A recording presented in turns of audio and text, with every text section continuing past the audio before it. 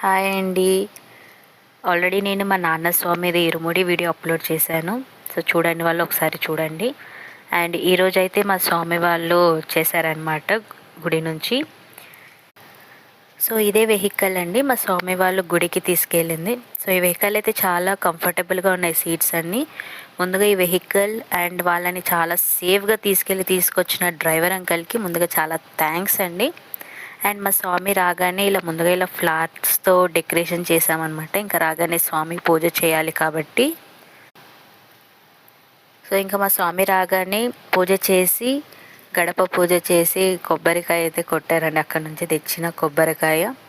ఇంకా ఈలోపు మా చెల్లి కోసం తీసుకొచ్చిన బ్యాండ్ని ఆల్రెడీ తీసేసుకుంది. ఇంకా మా స్వామి పూజ చేస్తుండగానే వాళ్ళు ఏమేమి తెచ్చారని అన్నీ బయట తీసేశారు. ఇంకా మా స్వామి పూజ చేసి లోపలికి వచ్చారు.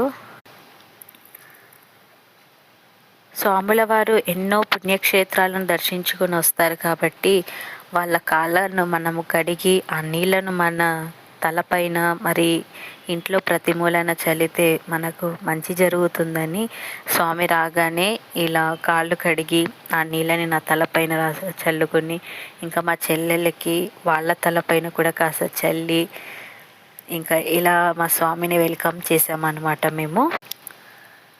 సో ఇలా పాదపూజ అవ్వగానే మా స్వామి డైరెక్ట్ పూజ గదిలోకి అయితే వెళ్ళిపోయారనమాట. సో పూజ గదిలోకి వెళ్ళి పూజ పూర్తి చేసుకున్నారు.